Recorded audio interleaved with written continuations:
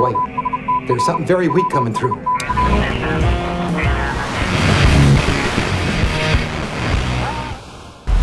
A long time ago, in a galaxy far, far away.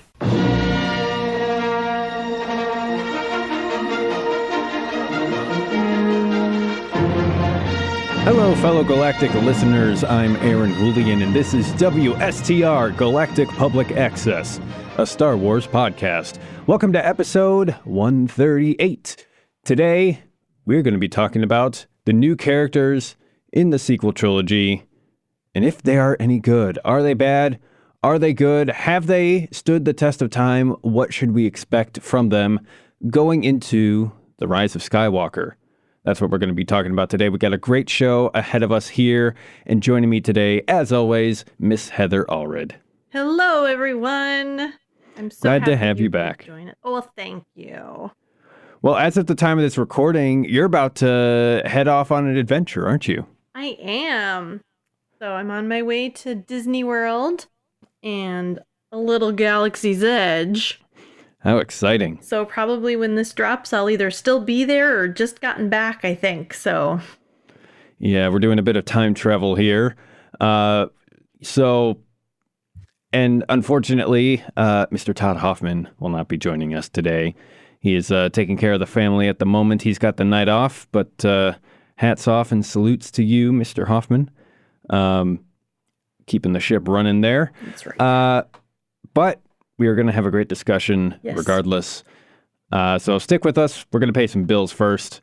You can find everyone here, except me, on social media, WSTR Media, all one word, all lowercase. You can email us at mailbox@wstrmedia.com. Leave us a voicemail at 630-557-WSTR. That's 630-557-9787. Call in. We want to hear from you. And you want to hear your gorgeous voice blasted across the galactic holonet. Don't be shy. We want to hear from you. Our entire back catalog of episodes and all relevant links can be found at podcast.wstrmedia.com. And now it's my time to tell you why you should check out Audible. So I know how it is for you. You've got a long commute. It is taking years off your life. It is enraging you. It's tempting you to turn to the dark side. It would for anybody, especially in Chicago. But this is why you should check out Audible, because during your commute, what if instead of rage and fury, you were filled with entertainment, education, edutainment, as it were. That's right. Audible is Amazon's streaming audiobook service, which brings you over 425,000 titles to choose from wherever and whenever and however you want to listen. If you head on over to audibletrial.com/WSTR, you get to claim your free 30-day trial, which includes a free audiobook of your choice and now 2 free Audible originals with a new selection cycled out each month. These are audiobooks which are produced for and available exclusively through Audible. You can't get them anywhere else. By the time we record this, August selection is about to run out. And bounding over the horizon like a Death Star rising over... oh my goodness, what's that planet? The beach planet. Scarif. Like the Death Star rising over Scarif. September is rising just about over the horizon. And you don't want to miss out on September's Audible original. So if you want to support this podcast, turn to the light side and forgo the dark side on your commute to and from work. Head on over to audibletrial.com/WSTR for your free trial today. And hey, if you hate this service, if you think it's a complete waste of time, just cancel your membership. No questions asked. You get to keep your audiobook and 2 free Audible originals forever. It's a long time. Forever is a long time, indeed. This podcast is also brought to you by our merch store over at store.wstrmedia.com. Summer is coming to a close. Before we know it, temperatures are going to drop. The fall wind is going to be sweeping through the trees and through the concrete canyons of the city of Chicago and elsewhere. I suppose all cities. Sure. And you're going to need to bundle up. But what if I told you that you could support your favorite podcast at the same time? Ooh. What? You can if you go to store.wstrmedia.com. Those are the hyperspace coordinates for our store over at Teespring. And once you're there, you can get covered head to toe in WSTR merch. That is right. We got hats. Do we got gloves? I don't think we have gloves. We'll get gloves. Yeah. Hoodies. Tank tops, t-shirts, yoga pants. Yep. Socks. Socks. And you can warm up with a cup of your favorite brew. There we go. Until we get the gloves. With just our get mug. a hot Yes. cup of something. Use our patent pending WSTR Media mug to warm your hands as you wait for your gloves to arrive. You get the idea. We got stickers too. If you're not into the whole clothes thing, no judgment. Head on over to store.wstrmedia.com and pick up your merch today. All right, that is all I've got for paying our bills. We're recording this episode out of order, out of time. What? Yes. So no news items today because anything that we pick is going to be woefully out of date by the time this episode airs.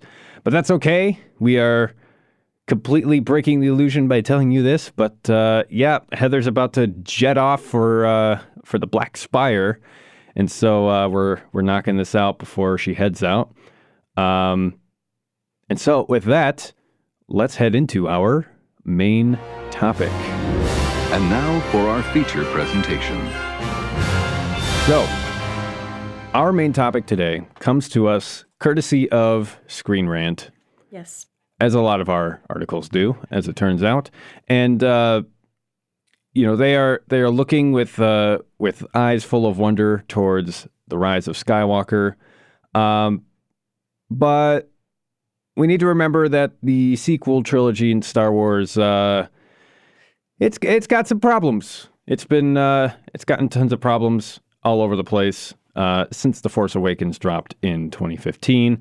But despite that, Disney has managed to introduce fans to plenty of new characters. And by new characters, I mean merchandising. But alas, You're not wrong. we've got our classics: Luke Skywalker, Han Solo, Leia Organa.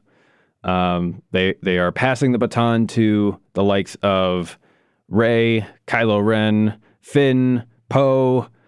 You name them, you got them.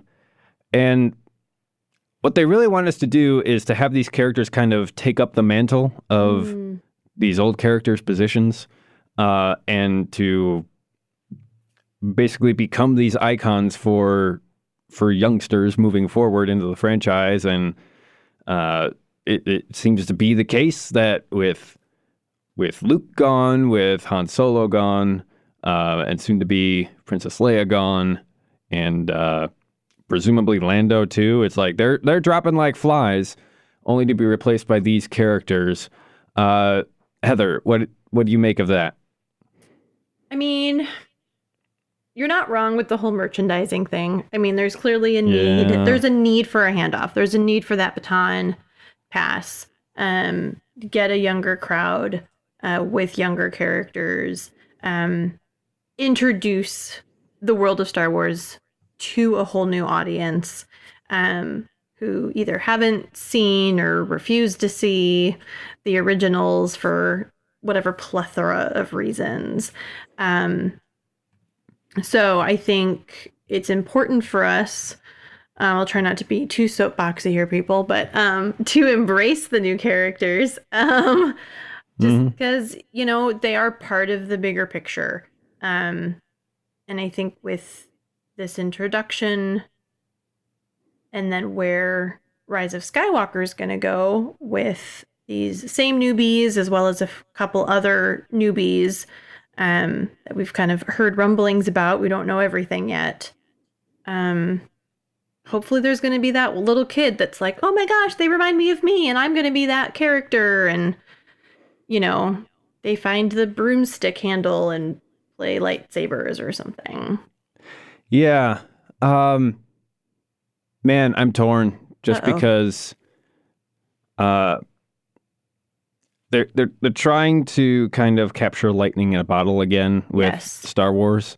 True. By, saying goodbye to the old characters, establishing some young, hip, fresh new faces. And what it seems to me is that they want to slide them into the same slot as the old characters.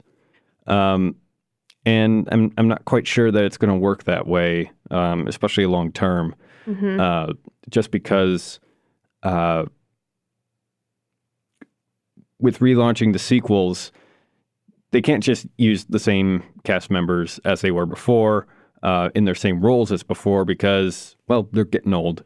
And, how long can that go on? Right. And so they need these new characters, but they in my mind, they just either are poorly written or they're just too simplistically fulfilling the same kind of categories as the old characters. It's like just putting on the same hat or same pair of trousers and walking around in them instead of being these new original characters that we can get behind and that fulfill the same spirit of Star Wars. And maybe that's just a result of not being able to capture lightning in a bottle again, like the original Star Wars did. Of course. It's kind of like if you've seen the sequel to Ghostbusters, the 2016 Ghostbusters. Sure. They tried to do very similar things in that they wanted to basically present Ghostbusters to a new generation and get them hooked on it and put a new fresh coat of paint on it, but it once again was trying to capture lightning in a bottle. It's probably the best image I can come up with, in that it's the kind of thing that you can't easily replicate again because it was the right thing that came along at the right time under the same circumstances with the right cast and crew and people putting it together at just the right time. And it's almost impossible to recreate that. Absolutely. But try they may and try they might. So that's what brings us to the Screen Rant article, and that they're ranking the 6 best sequel trilogy characters and the 4 worst. And we're just going to go through and discuss them and see, are they placed in the right category? Is the assessment there correct or accurate? Where do we agree, disagree? And I think that can be a good prompt for us to discuss these sequel trilogy characters and just exactly how strong they are as characters. Sound good? I love it. This is great. All right, let's just jump right into it. So, number 10. Number 10. This is listed as a best character, Rey. So, of course, there's only one place to start. Rey first appeared in The Force Awakens, being shown to be a scavenger living on the harsh wastelands of Jakku and scavenging for anything she can in order to survive. Since then, however, we've seen her evolve into a fully fledged Jedi. She has managed to escape Starkiller Base against the odds, beat Kylo Ren during an epic lightsaber showdown, and proven herself to be more than a match for Luke Skywalker throughout her time on screen so far. And with the mystery surrounding the identity of her parents refusing to go away, that intrigue makes her a fascinating character. We can't wait to see her go to battle against the First Order when The Rise of Skywalker releases this December. All right, Heather, what's your take on that? What are you thinking? So it's really hard when you're only given 2 options, best and worst. Right. Like, where's the middle ground? Because I would put her in a middle ground for me. I don't think she's the worst character. I definitely don't think she's the best character. If I had to choose between the two, because that's clearly the only options I'm provided, I guess I would lean more to the best side. I was actually rewatching The Force Awakens recently. Some background noise, which is always good to have. And I realized I like Rey most when other people react to her. Like when when other characters are interacting with her, that's the part that I like the most. So she's more of a catalyst character than That's an good. interesting character in herself. Okay. Aaron finding the words for me. Yeah, I Yeah. feel like she's a good catalyst character. Like, we needed to meet her. She needed to be this nobody that, because again, it's a good movie thing. Take a nobody, give them an opportunity, see them succeed. That's a good base story kind of a thing, Yeah. which she clearly fulfills. Well, we don't know. We haven't finished the saga yet, but so far so good. To be continued. But for me, I love seeing how people respond to her. I remember seeing the scene in Last Jedi on, where she's trying to use the Force with the rocks, and she's starting to go to the cave, the dark place, and whatever. And I love Luke's reaction to what he's seeing in her. And so I love that word, Aaron. Thank you for the word catalyst. So for me, I'm excited to see where she goes in Rise of Skywalker. But again, to me, she's sort of a mid character. Because I'm not in love with her. I don't hate her because she's important to the overall story.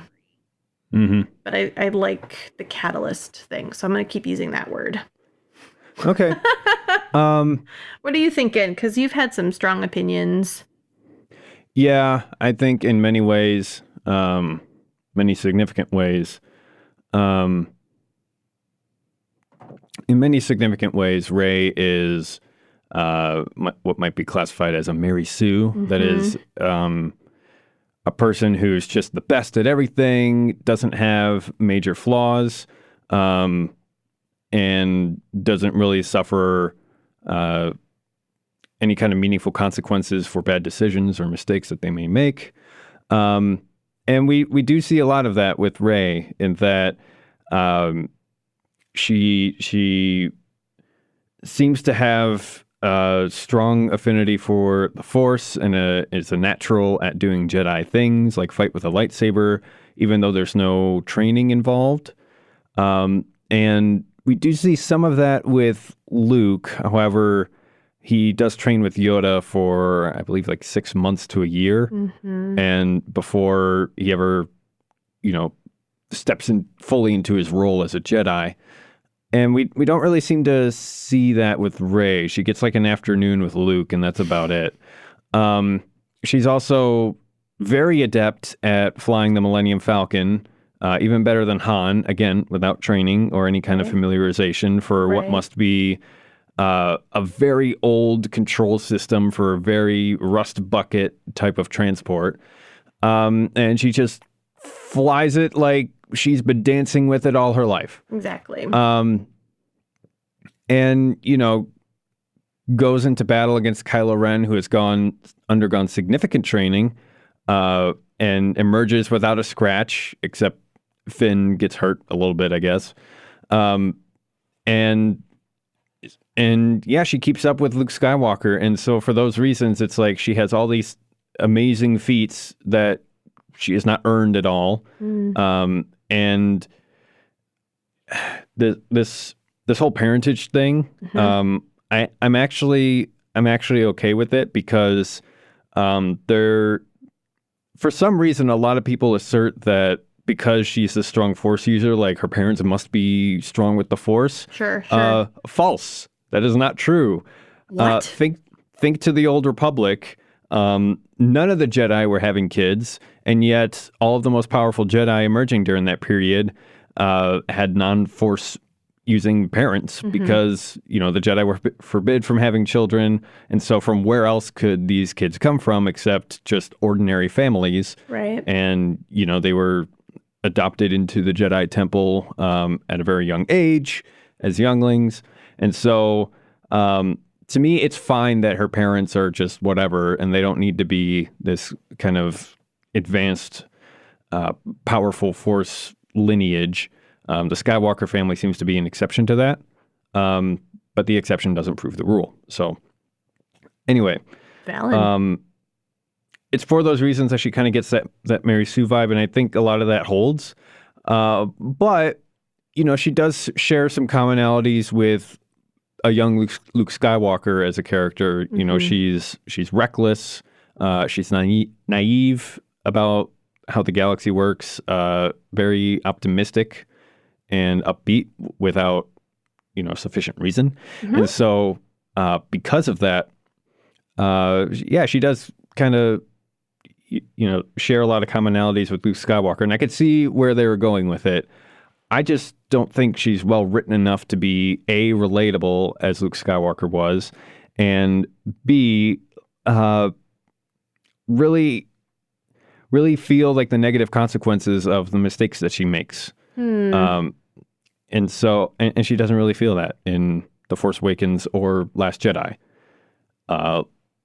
Luke really gets his friends into trouble with that, and we'll get to that later with Poe. But Luke really gets his friends into trouble and risks their lives, and you know, he suffers injury, he suffers defeat, and any kind of victory that he has is well fought, and you know, he's earned every inch of ground that he gets, and so for that reason, I think Luke is written much more completely than Rey is. Absolutely. Yeah, that's a huge point, Aaron. The fact that everything has just sort of been coming up daisies. See what I did there, Yeah. Daisy? Nice. I'm funny. She's not really had a downfall yet. She's not had a major loss. It's all just been going. Yeah, she just shows up and fixes everybody's problems wherever she Right. goes. Yeah, so interesting. I wonder what will happen if she'll get that loss in Rise of Skywalker. Yeah, let's. I don't know. I don't trust Disney to do anything original with it, but you know, if it so happens, then let it be. 'Cause we need it. Let's move on to number 9. Number 9. This is a character in the best category, Kylo Ren. So, just like Rey, Kylo Ren is one of the faces of the sequel trilogy. And like his grandfather, Darth Vader, young Ben Solo has proven to be a captivating and magical villain, with his constant mood swings making him unpredictable and dangerous to anybody who crosses his path. Some called him a weak version of Vader after he was bested by Rey on Starkiller Base during The Force Awakens, but in The Last Jedi, he proved himself by murdering his master Supreme Leader Snoke. We still don't know how he turned to the dark side or why he chose to leave parents Han Solo and Leia Organa behind, but his rise to leader of the First Order has been a sensational journey so far. Will he stay bad when The Rise of Skywalker releases? Only time will tell. Ooh. So, yeah, Kylo Ren, Yeah, what do you think, Aaron? he's probably the most promising character of the sequel trilogy. He's the one that I am most excited about, just because he seems to be the most well-written. We've got this person who's like perpetually living in the shadow of his father, Han Solo, and by extension, his grandfather, Darth Vader. And he really wants to keep that legacy alive and live up to those expectations. But of course, he just keeps failing at doing that. And that's really captivating to watch. I am very interested in seeing how his relationship dynamic with Rey will pan out. We got little hints of that with their late night Force Skype calls. And I really wish they would have leaned into that more, because it's that kind of tension that keeps things interesting. But no, this is a sequel trilogy. No romance allowed. None of that. None of that. Hanky panky. So it's very, very odd. But yeah. So, oh boy, Kylo Ren has his own problems too. I like that he's prone to unpredictability and mood swings, but the way it's carried out, it seems very juvenile. And especially in The Last Jedi, he just comes across as incompetent and childish, when I think what they wanted was more of that kind of rage that, let's say, Darth Maul had in The Phantom Menace. Oh, sure. Where...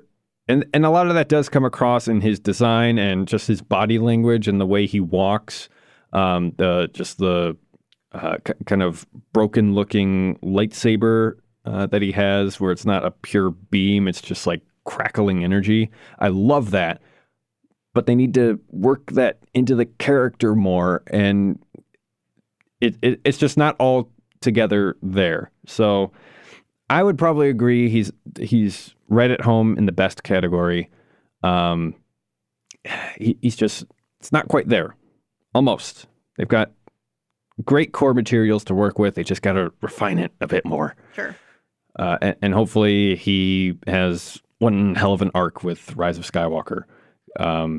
Because if any character is really going to be the linchpin for this trilogy, it's going to be him, in my opinion. So, yeah. What say you, Heather? Well, I'm going to agree with a lot of things, Aaron. I do think he is definitely in the right category. I think he is one of the best characters in this sequel trilogy. I know I've talked about him in the past. He's just a wounded boyfriend and he just needs someone to take care of him and love him. Which is true. It's like you said, he's got a lot of childlike behavior when it comes to not getting his way and throwing a tantrum and what have you. Because clearly something happened between him and his parents. Clearly something happened with Uncle Luke. Like, the kid just can't catch a break with anybody. Visually, he is like the ideal villain. Just as you said, like his stature, it helps that he's really tall, so that way he carries that black, wardrobe with the cloaking, and then this really sleek kind of mask at the, in the beginning of Force Awakens and stuff. Let's not forget about that Ben Swallow scene. I'm just saying, ladies. And then he gets the, killer scar on his face, right. His face. Yeah. Positioned just so. So it doesn't like mar too much of his beautiful face for the, anyway. So yes, so I'm all for it. And I would love to see him embrace his Darth heritage, if you will. I mean, I've said it before, I'll say it again. I want him to go dark and I want him to be the villain. I do not want redemption for this character at the end. I don't think it's going to happen because it is a Disney flick. But I think it would be a cool way to go for him. I think it would be interesting to see a character not be redeemed, and have there be an existing dark side in the overall Star Wars universe of light side and dark side. I'll be intrigued to see if a relationship blossoms between him and Rey in the third movie. Clearly it's being hinted at in the first two. So I don't know if it's just this power struggle that we're just gonna constantly have. But I dig him. He's got all of the makings, all of the check boxes for being a villain, for being a bad guy, where comparison to Anakin in the prequels, I'm kind of like, dude, I get it. You want to be a master Jedi and you're not. So you're going to like freak out about it and kill a bunch of children. Like, yes. Where I just feel like Kylo has a little bit more justification. And I don't know if it's because I don't know why yet. No, I can see your point in that, boohoo, Anakin's mom died, and so then he just goes completely off the rails into genocidal rage, when it's like Kylo's had a lot worse of a life, I guess. Maybe. Like, I don't know. I wasn't picked up by a Jedi and trained and given a bad haircut, but still, like... Yeah, I guess there are worse fates in the world. Yeah, there are. I don't know. I just, maybe it's just he's a more believable bad guy. I'll leave it at that. I don't know. Okay. I'm just making a prep now. Alrighty. I don't know. Well, with that, let's go on to number 8. So this character is in the worst bin. Dun, dun, dun. Rose Tico. Oh, Rose. So, Rose has been unflatteringly compared to Jar Jar Binks during her time on screen so far, and that is just unfortunate because there's no way she's as bad as the character who came to symbolize the divisive nature of George Lucas's prequel trilogy. However, that said, she hardly set the world alight when she was introduced during 2017's The Last Jedi. All right, Heather, I know you've got an opinion on this, so please weigh in. I do have opinions. I think I'm going to state it very clear that I'm going to be speaking about the character and not the actress. Yes. They're two very separate things. One is a real live human being. One is a fictional character. Mm-hmm. But I think as a character, she was a bit annoying. Wee bit. She had too much stars in her eyes, and I don't mean the galaxy, I just mean a little too Pollyanna, a little too excitement about things. I would argue she had a lot more naive nature than Rey did, because she was just Sure. oh, you're a Jedi, It's almost like I don't mean to interrupt you, but it's almost please. like she doesn't quite realize that she's in a war. Yes. It's very strange. Yes. I mean, and I understand when we first meet her, she's sad and she's crying, and her sister has just died after fighting in battle. And so, I want to recognize that portion of what her character is. She's a little off kilter. Things have just happened, and she has clearly a soft spot in her heart when they get to Canto Bight and sees the children and what have you and all that kind of stuff. So there is things that she fights for and she truly believes in. And as this amazing article states, that she has probably the cheesiest line in the entire saga, when Finn's about to sacrifice himself and she cuts him off and what have you. So there are really good parts about her, but overall, she's a little too sunshiny for me. Yeah, I can see that. Well, And so her haircut's really bad, but that's, that's not her fault. Putting that in there. Oh man. What do you think, Aaron? Yeah, it's like it's almost difficult to articulate what exactly is wrong with Rose because there's so many things. And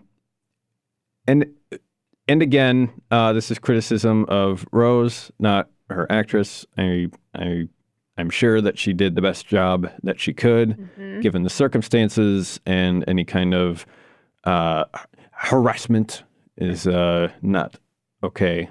And that goes for all these characters and actors. But okay, so usually when you have an ensemble piece with a movie, let's say it's like a bank heist movie. Great. You usually have a wide cast of characters, each with some kind of specialized skill or gimmick about them. Like you've got somebody who's an expert lockpick and they can pick any kind of lock. You got somebody who's a demolitions expert and they can rig up any kind of explosive that you need. You got somebody who is a charming people person and he can assume the identity of one of the guards, et cetera, et cetera. And so and we kind of get that with The Force Awakens, where we've got Finn. He's the former stormtrooper. He's kind of got the inside scoop on how the First Order works. Yep. We've got Poe. He's the expert pilot. And then we come to Rose, and it's like, what exactly do you do here? She's stationed in the she's stationed where the escape pods are to prevent deserters from leaving, which seems like a very unusual order to give to somebody. But okay.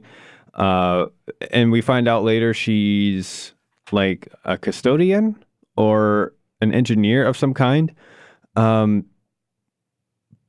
we don't really see those skills come into play very much later, except that she just kind of has these insights about plot details that she just gives spontaneously, like, Right.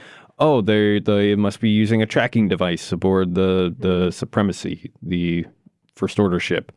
And so then she comes up with the plan to disable the tracking device, but without seeing any kind of plans associated with it, without knowing anything about it. It's just like she's a conduit for plot hooks to go through, or just things to move the Right. plot forward. And it's like you can have characters like that, but they're usually like an older like mentor figure, or this kind of detached like handler or intelligence gatherer person, where it makes sense that they would give you You're information filling like in those this. gaps. Yeah. Yeah, but with Rose, it just doesn't make sense, because she's not like an intelligence operator, or she's not cracking into a bunch of different communication signals. She just kind of has these insights into the plot. And then, the whole mess with Canto Bight,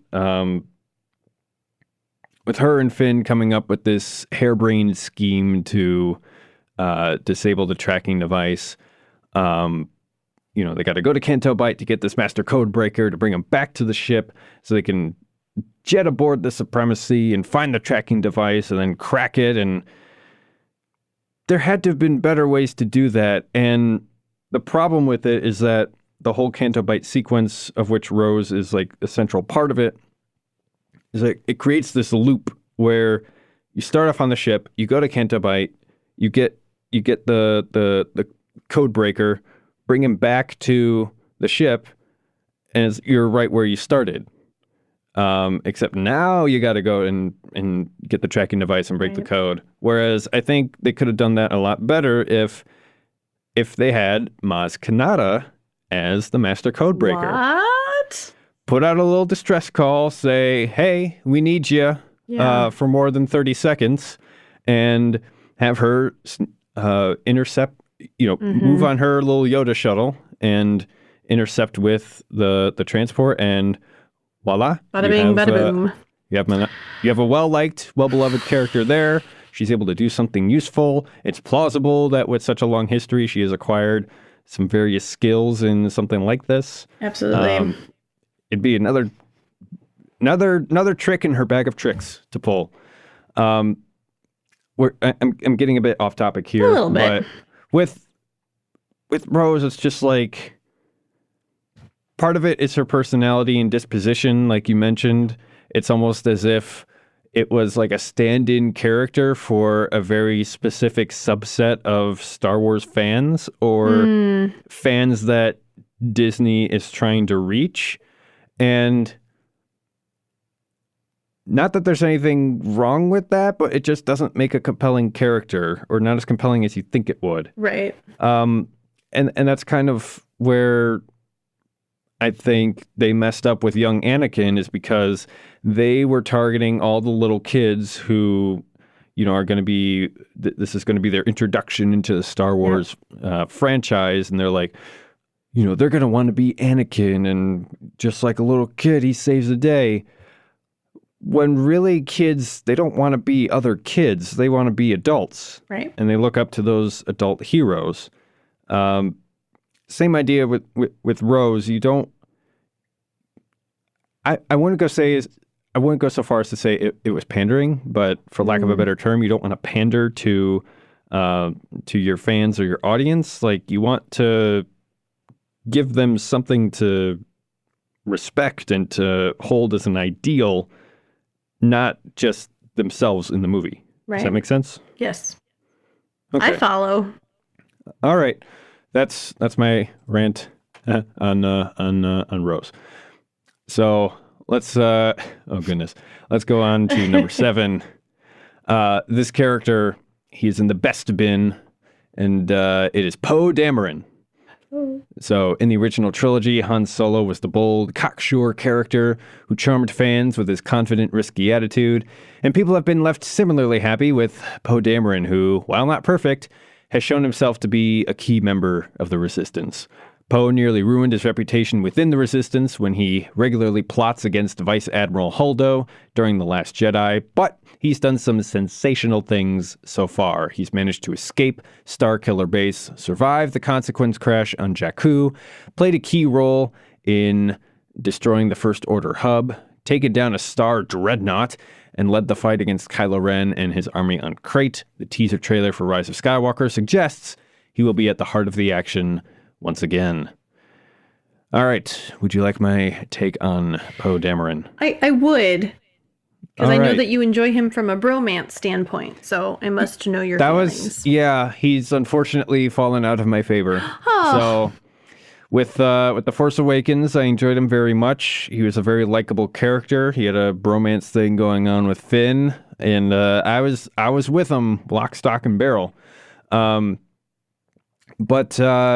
with The Last Jedi, upon watching what he does, he's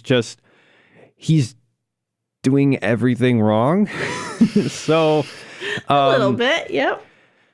So he goes against orders, and he goes to take out this Star Dreadnought instead of retreating like he was ordered. And bada bing, bada boom, they take down the ship, which in some ways is a success, but they lose so many other ships and people to do it.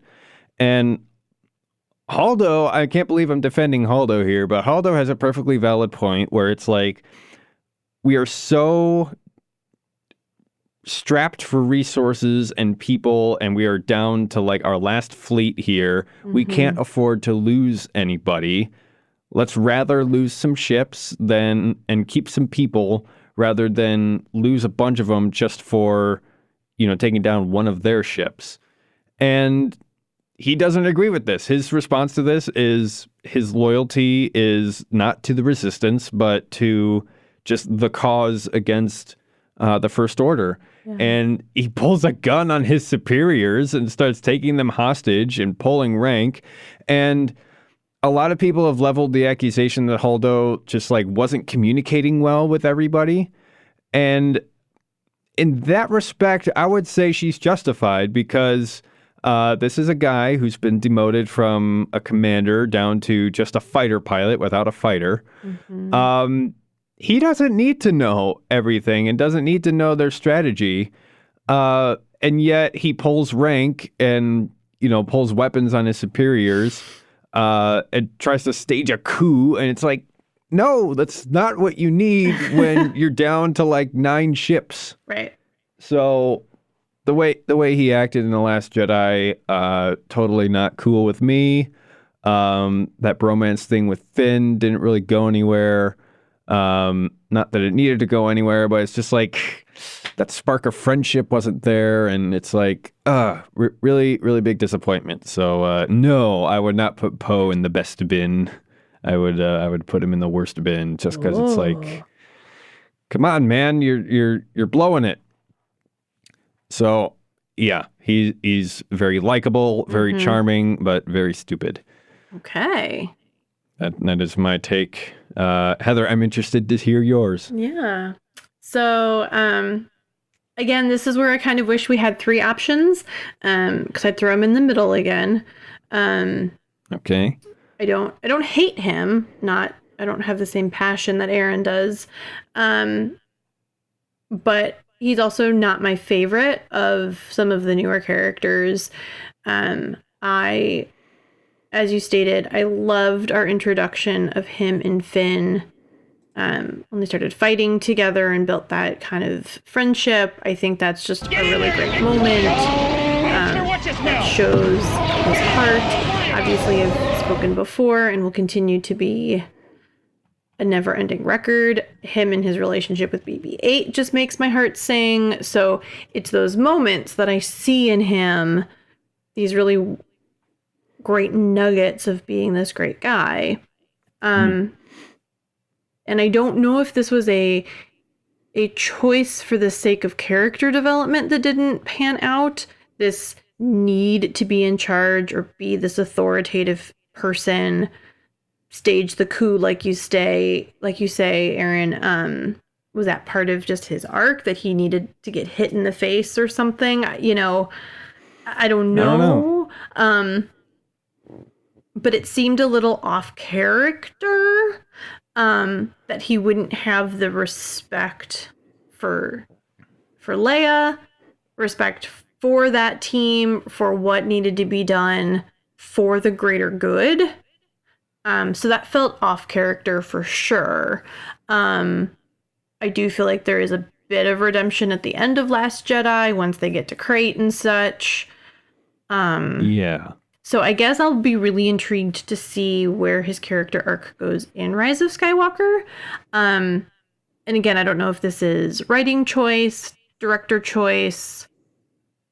If he's supposed to be, quote unquote, like the opposite of Han Solo, where yes, he's got this cocky, charming thing, but is it almost like was so part of the Resistance and then needed a moment out of it to come back into it, where Han wasn't a part of it and then kind of went into it and kind of a thing. I don't know. So I would put him in my middle category, but if I have to pick, I guess I put him like just eking into the best because I don't hate him that much. Okay. Yeah, I guess I'll soften my answer a little bit and say that you can have characters make horrible, terrible, no good, very bad decisions like that, and still have it be compelling as a character, because there's usually some kind of turnaround, or there's usually like a reason why they're making these decisions that's really compelling. Right. But we don't really get that with Poe, at least so far. Maybe there'll be some kind of redemptive curve in The Rise of Skywalker, but as it stands right now, I don't know. He just really, it's like that friend who is just doing really stupid things that like, you're like, you know better. Stop it. Don't. No. And then they go and do it again. I don't know. Perhaps I'm biased because I was really invested in Poe as a character, and but who knows? Okay. Who knows? All right. We're just gonna do a lightning round here. Let's do it. Through the last few ones. So number 6, best Supreme Leader Snoke. While we feel Supreme Leader Snoke was killed off by Kylo Ren far too soon, he was still a captivating character, and one who, because of his villainous goals and hatred of Luke Skywalker, drew justifiable, I think that word should be comparison, not characters, drew justifiable comparison with Emperor Palpatine. He made a grave error of judgment by failing to notice his apprentice was turning against him, but had a magical aura about him. 15 seconds. Heather, go. He's super cool. I'm really bummed that I don't know anything more about him other than what was in Last Jedi, as someone who doesn't know the bigger, wider universe. So yes, I'm sad that he was killed off too soon. I do think he makes a good bad guy. I don't know that I know enough about him to properly rank him, though. Yeah. Okay. I would put him in the worst category. Oh! I don't think he's a compelling villain. He has no clear motivation. The only thing drawing us to him is a really cool visual design and the mystery about him. But the mystery is just information kept from you so that your imagination fills the gaps, and that is not the basis of a good character. And that's an interesting point, because I think it's the mystery about him that makes him intriguing to me. And now, I will let that news of the week. stir. You like that mystery and intrigue more than you actually like Snoke. Yes. That would be my observation. Oh, Aaron's right. All right. Number 5. Number 5. In the worst bin, Vice Admiral Haldo. I think we all knew this was coming. We said that Poe went up against Vice Admiral Haldo, making a big error of judgment along the way, but the character played by Laura Dern is far from perfect herself. She takes charge of the Resistance following Leia Organa's near-death experience, but proves to be a poor leader, nearly being overthrown by Poe, C-3PO, and company, despite having far more numbers on her side. Embarrassing. She spends the whole movie failing to tell Poe her plan to save the Resistance fleet. Given how important he is, what reason would she have to lie? That's never explained. And because of her poor communication skills, it makes her a poor leader, a stubborn and secretive individual who sacrifices her solo. Or do they proofread anything anymore? No. Her sacrifice is her sole redeeming feature. All right, my hot take. Take it. The whole keeping information from people, I don't think that is a flaw on her side. Yes, good communication is necessary, but that doesn't mean you tell everything to everybody, especially someone who just pulled rank on you and disobeyed orders. You don't trust that person, nor should you. And however, her stubbornness and poor leadership skills are valid criticisms, as is her bizarre kind of kamikaze attack with the Radis. Heather, what say you? Yeah, I'm not a huge fan of Holdo outside of her hair, which isn't enough reason to like a character. It seemed, and this is nothing against Lauren Dern because she's pretty spectacular, but she's kind of a throwaway character. She makes a couple decisions, and then she's done. Yes, she sacrifices herself. I would argue that could have been done by a totally different character. Ideally, Admiral Akbar would have made his death a little bit more meaningful. And we could have moved on with our lives. So I didn't need her. And That's a disappointment. Yeah. Number 4 in the best category, Maz Kanata. One of the reasons why some people opposed Rian Johnson's decisions for The Last Jedi was because it failed to explain any of the mysteries that were set up during The Force Awakens. One of those came via Maz Kanata, the ancient, wise, and quirky person who helps Han Solo, Rey, and Chewbacca in their fights against the First Order. Yada, yada, yada. Takodana. She's got Luke Skywalker's old lightsaber for some reason. Going on.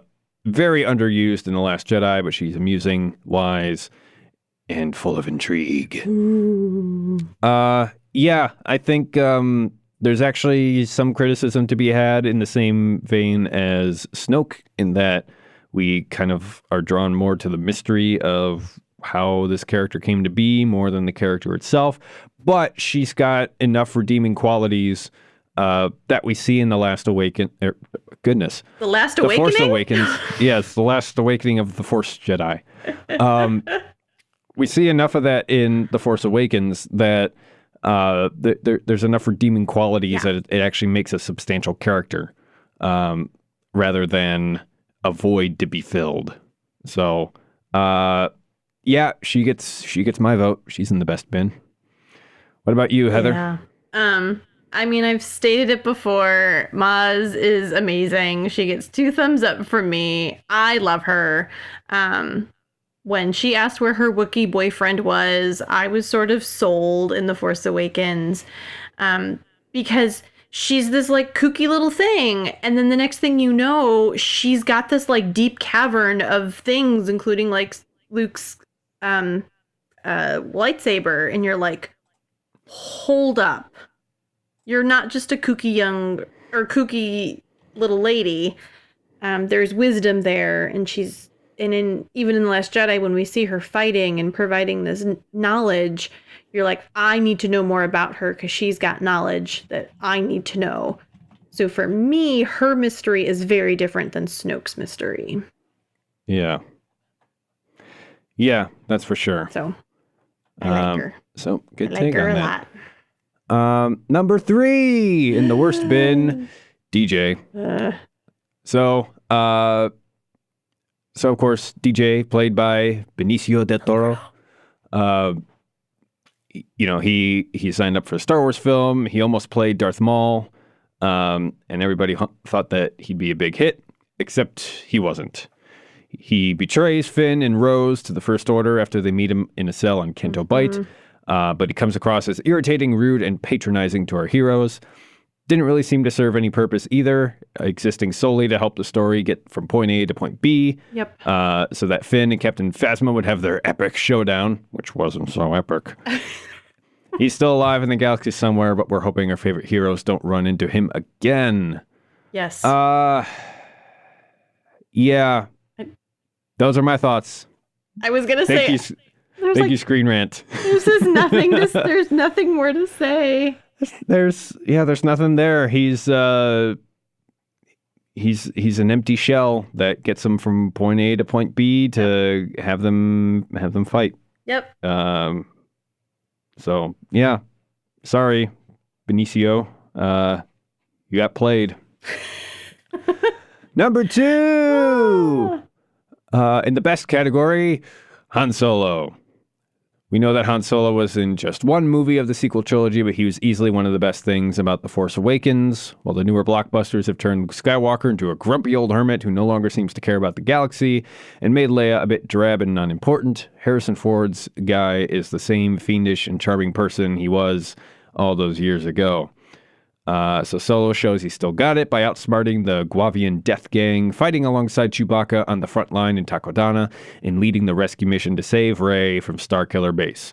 It's a shame, therefore, when he's dramatically murdered by his son Ben Solo, despite his attempts to turn his offspring back to the light side.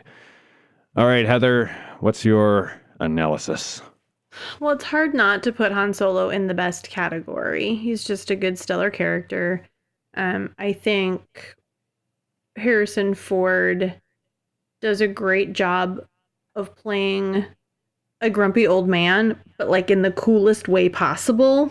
Yes. Like he's allowed to be grumpy, but it's because he's lived this life that has warranted this, like, I'm too old for this crap. Here, I'm doing it again. Yeah. But in a way that's like more substantive than Indiana Jones 5. Yes. Or Indiana Jones 4, excuse me. Yeah. Crystal Skull. Like Crystal in that Skull, one. yes.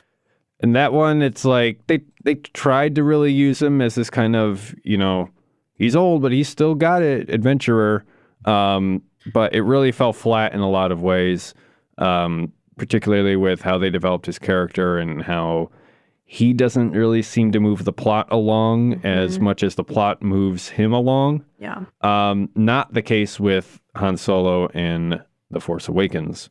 He is very much at the center of the story and moves it along, and he is every bit as competent as he was, so many years ago. Absolutely. And I think when you see him with Chewbacca and then you see him meet up with Leia again, you just get those moments of 1970 whatever, fill in the blank, 1980 whatever. And you're like,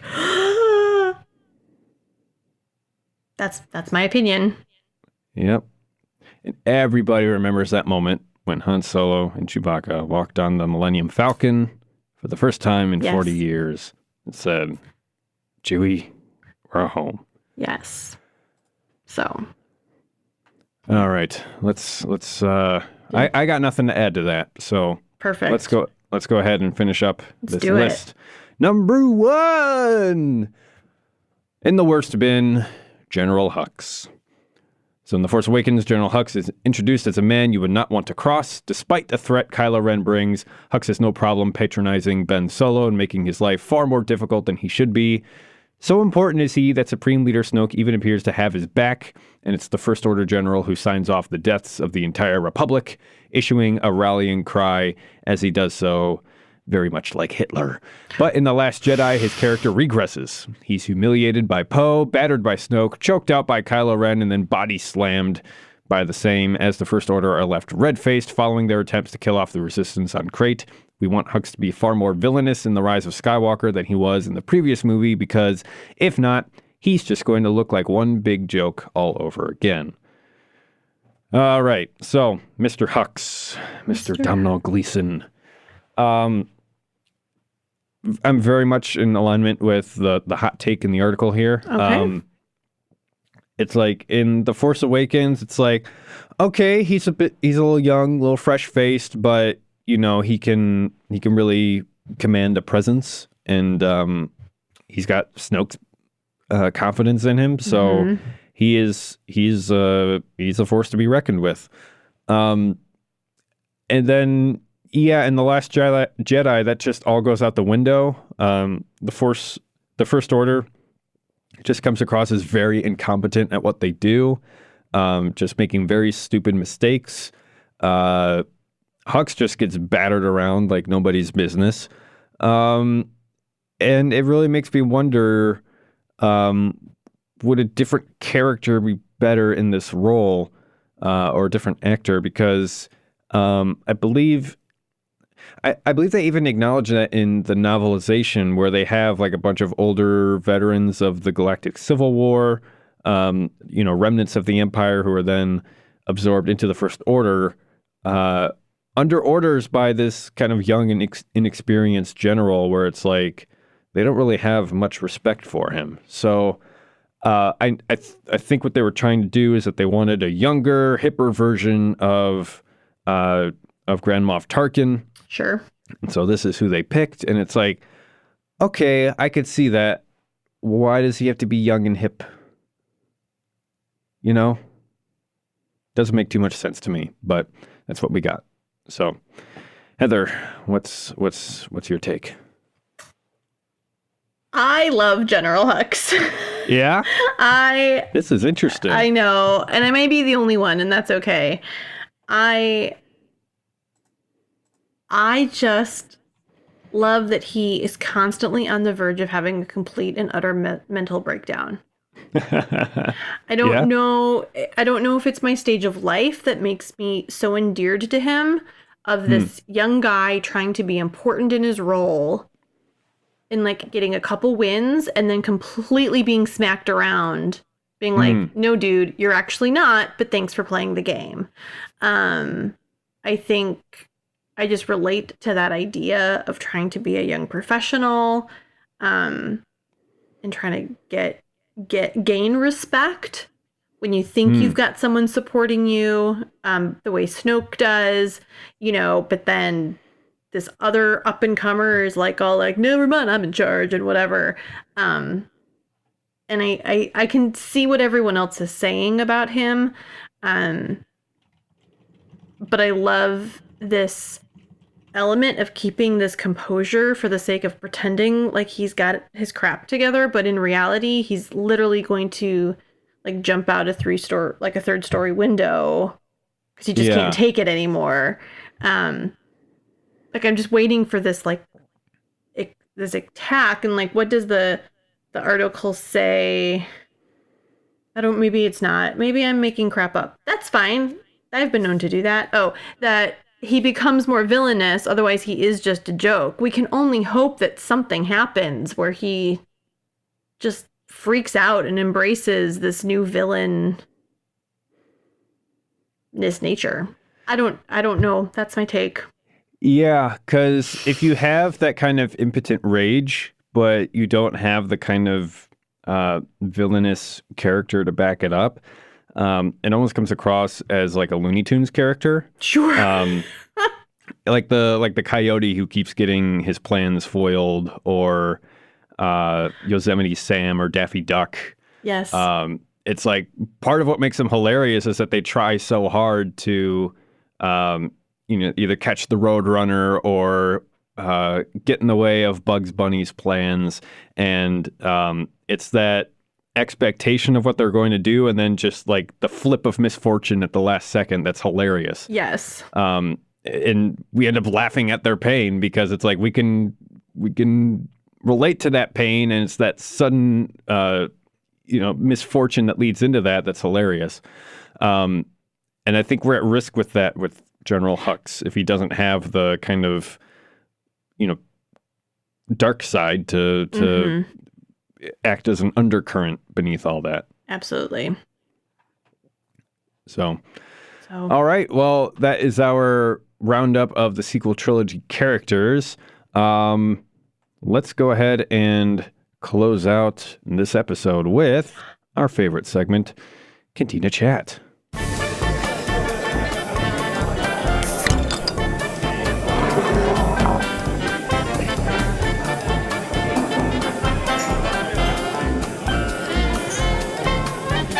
All right, Heather, Yes. What have you been up to as of late? Well, just a lot of working, and packing. So as we've stated earlier in the episode, by the time this episode, hits your ears, I will, I've experienced some time at Disney World with the opening of Galaxy's Edge in Florida. So I'm making sure that I've got all my pieces ready to go. So that's kind of really been the main kind of nerdy thing I've been doing. And then the secondary main thing that's been going on is my Jawa costume arrived for the 501st submission. So I'm working on my little extras. I got my bandolier, so I've been roughing it up with some sandpaper, and then I just have to cover my boots. So that unfortunately will have to wait until I'm back from vacation. But then I hope by mid to end of September, I will be a 501st Jawa, and I'm going to go steal droids. There you go. And I'm so excited. Congratulations. Yeah, I hope it really works out and that you don't have too many revisions requested by the powers that be. But yeah, keep up the good work. Yeah. And then we'll get Aaron some sort of 501st approved reporter job. Please. It'll be great. Please. Yes. I don't know what that is, but yeah. Well, I guess I could tell the podcast. I've been knocking around for a while now an idea of like an Imperial Press Corps outfit. Oh, it's very much like it's very much like a Imperial officer uniform, but with some different insignia. And I could potentially add some of my sound equipment to the gig. So we'll see about that. What? But I need some time and money, which I don't have as a student. So we shall see. Yes. Yeah, what I've been up to. Yeah, Aaron, what's up?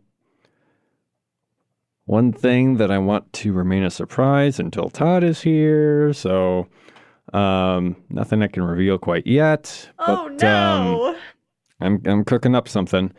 Not really had much time for nerdy. Oh, yes, I have. So I moved into the new place for the next academic year. It is an apartment unit with two other guys. They're hilarious. They're awesome. Got the place. Oh, it's great compared to where I was living before. It's great. And as part of that, I moved one of my friends into her own place, and there's a group of friends who are going to be running a Star Wars RPG game there. Excellent. But a different system than the system that I ran. So my game was the Star Wars role-playing game Saga Edition. This group, he's actually one of them who's going to be running the game. He is making his own version of the Dragon Age system, and he's basically rebranding it as Star Wars, and I can't wait to try it out. It's supposed to be a lot simpler to run, a lot more fast-paced and kind of fast and loose, but with plenty of opportunity for role play and things like that. A character idea that I've been knocking around and I need to refine a bit, but basically imagine like this is during the Old Republic, but imagine a Jedi character who is a complete pacifist and will not harm anybody. Interesting. But will still need to use his force powers to survive and to get through, and we'll probably have that vow of pacifism tested. But I imagine him kind of like a stoner character who has a fascination with droids and their directives not to harm anybody. So we'll see how that goes. But that's kind of the ideas I've been knocking around. Nice. That makes me very excited. Yeah, I hope it's fun. Dude, how's it going with the Force? Like, I thought about giving him like a strong like Wisconsin accent. Why, I don't know, except I find it hilarious. There you go. Oh, you got hurt over there. Yeah, I'll be right over there and fix you up. You know, get you a med pack or something, and I'll fix you right up there. Something like that. I love it. Star Wars RPGs are way too much fun. That's true. True story. So, and Todd's not here, so he can't provide any good data. Unfortunately. I will say his son Trent started school today as of this recording. True story. and wore a shirt with a stormtrooper and a biker scout on it. And he says it's his daddy shirt because his dad dresses up as a TK unit, a stormtrooper, and Trent wants to dress up as a scout trooper one day. So very sweet. Yes. But yes, Todd, we miss you. You and Jen, be well. And Heather, let's wrap this up with a bow and ship it out. Let's do it. So thanks again for listening to another episode of WSTR Galactic Public Access. Check us out on our social media page. We are WSTR Media, all lowercase, all one word, Facebook, Instagram, Twitter. And we want to hear from you. Did we miss any characters on our best and worst list? Let us know. You can comment and tweet. You can rate us on the Apple Podcast.